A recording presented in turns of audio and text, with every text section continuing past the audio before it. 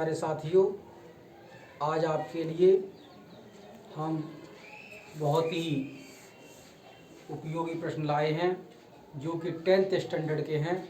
10th वाले बच्चों की बहुत ज़्यादा रिकमेंड थी कि सर हमारे लिए वीडियो बनाओ, जिसके लिए हम बहुत ही अच्छे आपके लाए हैं। चैप्टर आपका लिया है हमने अम्ल, क्षार, लवण, एसिड, बेस एंड साल्ट, जिससे हर वर्ष प्रश्न पूछे जाते हैं। और बहुत ही एक बच्चे की मेरे लिए रिकमेंड थी कि सर हमें आप बैलेंसी के बारे में, संयोजकता के बारे में बताओ। तो हल्की सी चर्चा हम उसकी भी यहाँ पे करेंगे कि बैलेंसी किस प्रकार से निकालते हैं। तो आपका टॉपिक है अम्ल,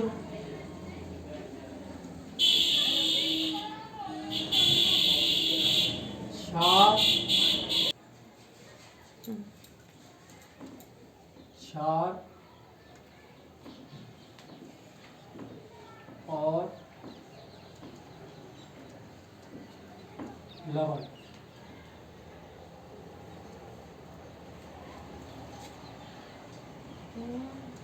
एसिड,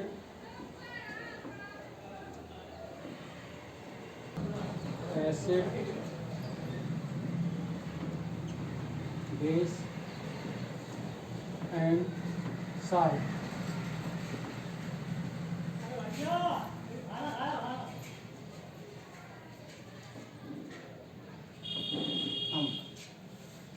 अम्ल किसे कहते हैं?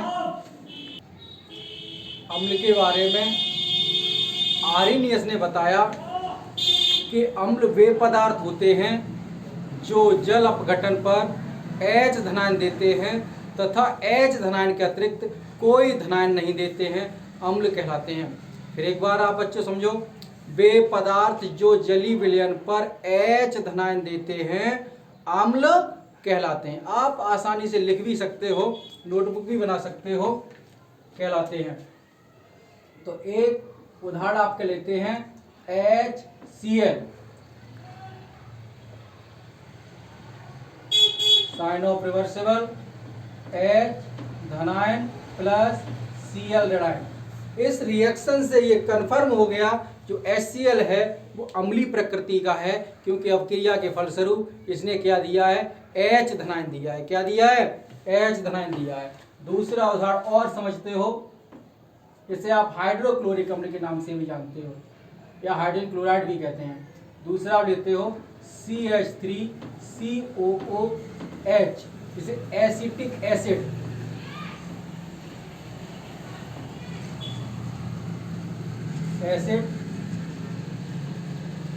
तो क्या बताया आर्यनियस ने? वे पदार्थ जो H धनायन देते हैं, H धनायन प्लस CH3COO माइनस, इसे बेटा बोलते हैं एसीटेट। क्या बोलते हैं? एसीटेट। अब इसी के साथ हम आपको बता रहे हैं संयुक्तता। दोनों मूलकों में कितने का आदान प्रदान हुआ? एक हाइड्रोजन एक इलेक्ट्रॉन अपना त्यागा है और एसीटेट ने एक इलेक्ट्रॉन अपना ग्रहण कर लिया है।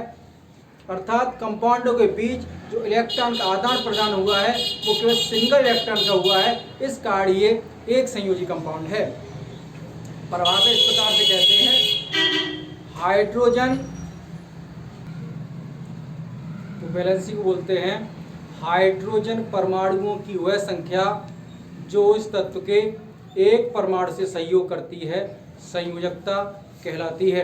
अर्थात तत्वों के बीच, मूलकों के बीच, अर्थात किसी नए कंपाउंड बनने में कितने इलेक्ट्रॉन का आदान प्रदान हुआ है वही उसकी संयोजकता कहलाती है।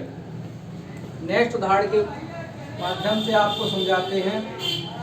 H2SO4, sign of reversible, 2H धनायन प्लस SO4 माइनस 2 ऋणायन, इसे बोलते हैं बच्चों सल्फेट, इसे बोलते हैं हाइड्रोजन। हाइड्रोजन इसने दिया है, इस कारण ये अम्ल है। इसमें कितने इलेक्ट्रॉन का आदान प्रदान हुआ है? 2 एकम 2, अर्थात 2 इलेक्ट्रॉन का आदान प्रदान हुआ। इसने सल्फेट ने 2 इलेक्ट्रॉन एक्सेप्ट किए हैं, तो ये H2SO4 जो है 2 संयोजी यौगिक है। तो इस प्रकार से आप संयुक्तता का भी गैस लगा सकते हैं। चूंकि यहाँ पे हम संयुक्तता चैप्टर नहीं पढ़ा रहे हैं, इस प्रकार से विस्तृत चर्चा इस टॉपिक पे हम नहीं अभी कर पा रहे हैं, ये मुझे खेद है। तीसरा हो गया। चौथा उदाहरण HNO3, जिसे कि नाइट्रिक अम्ल कहते हैं। क्या कहते हैं? Nitric acid.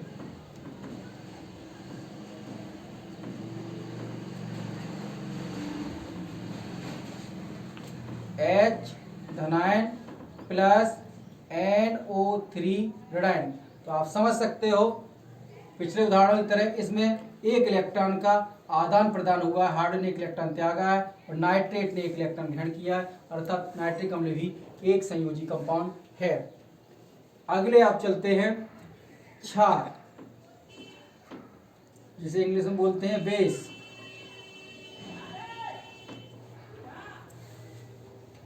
बच्चों क्षार किसे कहते हैं?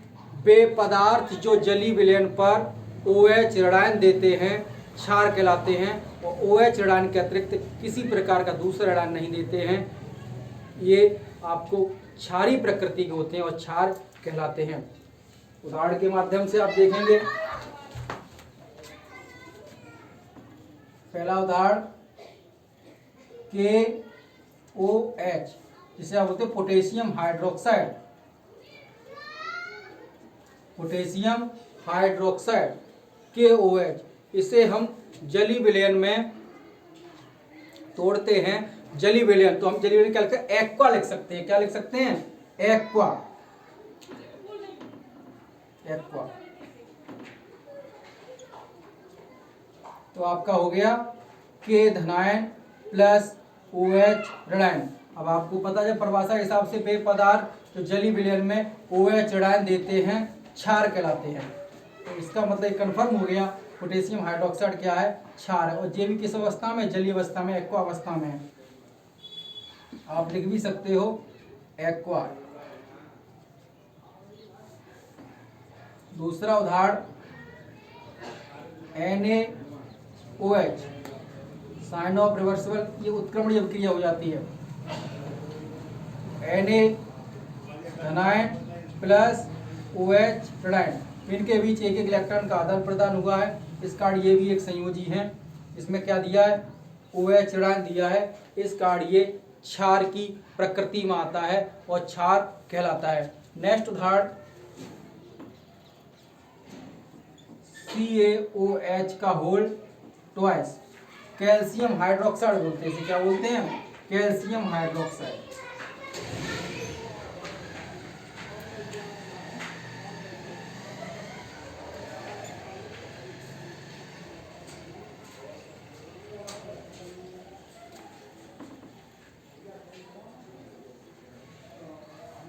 ये भी सब एक्वा अवस्था में है। तो आपका हो गया Ca+2 + 2OH ऋणायन। आपको पिछले दो उदाहरण जो दिए क्षार में वो कितने संयोजी थे? एक संयोजी थे। इसमें आपको देखने को मिलता है कैल्शियम 2 इलेक्ट्रॉन त्याग रहा है और हाइड्रोक्साइड 1 इलेक्ट्रॉन ग्रहण कर रहा है। इस कारण ये क्षार प्रकृति का है और जलीय विलयन पर OH ऋणायन दे रहा है। इस कारण ये क्षार है। अब नेक्स्ट में आता है आपका लवण, साल्ट। अब आपको हम साल्ट समझाने जा रहे हैं।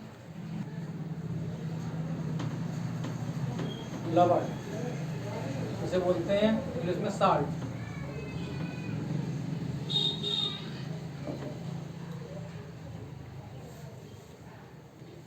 लवण किसे कहते हैं? आप समझो एक बड़ा आसानी से। जब अम्ल तथा क्षार आपस में अभिक्रिया करते हैं तो उनसे बनने वाला नया यौगिक लवण कहलाता है। एक बार समझो, जब अम्ल तथा क्षार आपस में अभिक्रिया करते हैं तो उनसे बनने वाला नया उत्पाद है लवण कहलाता है। यह अभिक्रिया एक उदासीनीकरण अभिक्रिया के नाम से भी जानी जाती है।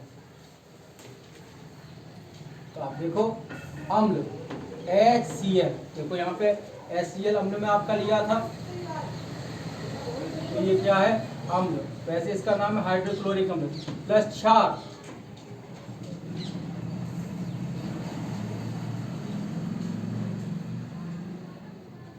NaOH। तो आपको ये क्या है, क्षार, आसानी से क्या मिल गया, NaCl, और प्लस HOH अर्थात H2O, और ये आपका क्या बन गया, लवण। तो अम्ल तथा क्षार को आपस में मिलाने से लवण बनता है। क्या बनता है, लवण बनता है। नेक्स्ट HCl क्या है, अम्ल। इसकी अभिक्रिया हम किसके साथ करा दें, NH3 के साथ। NH3 क्या है, क्षार। अब कुछ लोग यहाँ पे पूछेंगे कि सर NH3 को हम क्षार कैसे माने। तो इसके लिए पहचान होती है, जब केंद्रीय परमाणु के पास एक अथवा एक से अधिक अनाबंधी इलेक्ट्रॉन उपस्थित होते हैं तो वो क्षारीय प्रकृति का होता है। कैसा होता है, क्षारीय प्रकृति का। आगे चल के आपको बताएंगे इनके स्ट्रक्चर के बारे में। तो आपका क्या हो गया, NH4Cl, हाइड्रोजन आके यहाँ पे मिल गई, तो कितने, 3 और 1 4, और Cl, तो यह क्या बन गया, लवण। इस प्रकार से हमने बहुत ही संक्षेप में आपको अम्ल, क्षार व लवण को समझाने का प्रयास किया है, और विश्वास ही नहीं, पूर्ण विश्वास है कि आपको आसानी से समझ में आ भी गया होगा। और नेक्स्ट टॉपिक के साथ आपको नेक्स्ट में टॉपिक में आपको जरूर मिलेंगे। तब तक के लिए इंतजार मेरा कीजिए। जय हिंद, जय भारत।